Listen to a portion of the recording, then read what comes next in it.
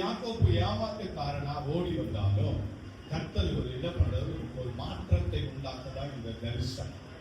அவர் உங்களுக்கு தரிசனம் கொடுக்கிறாரு, உங்களுக்கு வெளிப்பாடு கொடுக்கிறாரு, உங்களுக்கு ஆண்டவர் பேசுறாருன்னா ஆண்டவர் பேசுறதுல இது எனக்கு, அது கத்துக்கணும் சொல்ல, இது எனக்கு இல்ல, இது என்னுடையது இல்ல, நான் இது யாரும் செய்யாத நான் செஞ்சிடறேன், யாரும் ஏமாற்றத்தை நான் பண்ணிடுறேன், அந்த கிறிஸ்தவ செய்யலையா, அந்த பாஸ்டர் செய்யலையா, இந்த பாஸ்டர் செய்யலையா, அந்த பாஸ்டர் பசங்க செய்யலையா, அந்த பாஸ்டர் சொந்தக்காரங்க செய்யலையா, அதெல்லாம் நமக்கு வேணாம்.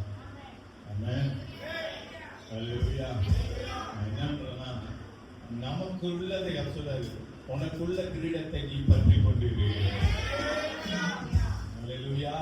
உனக்குள்ள கிரீடத்தை நீ பற்றி கொண்டிரு. அவங்க செய்யறாங்க. நமக்கு ஆண்டவர் நம்முடைய பிள்ளைகளை கண்டிக்க சொல்றாங்கன்னா கண்டித்து நடத்த வேண்டும். கண்டிப்பு நடத்தணும், கண்டிச்சு நடத்தணும், பிள்ளைகளை சரியா நடத்தணும். அதுக்கு பிறகு இந்த பிள்ளைகள் கீழ்படியாம போறது ஆனா ஆனா எச்சரிப்பு கொடுக்கணுமா வேணாமா சொல்லுங்க. சத்தமே ஒரு மடத்து பின்னாடி கொடுக்கலாமா வேணாமா?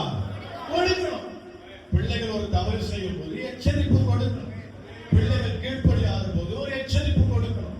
பிள்ளைகள் ஒடுங்கினமா இருக்கும் போது ஒரு எச்சரிப்பு கொடுக்கணும்.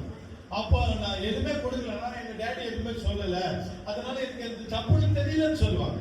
அதனால நான் சபையில சொல்றேன், ஒரு எச்சரிப்பு ஒரு காரியத்தை சொல்றேன்னா இது நம்ம ஆண்டவர் ஒரு வாய்ப்பை கற்றுக் கொடுக்கிறாரு. இந்த வாய்ப்பை விட்டு பயன்படுத்து. இந்த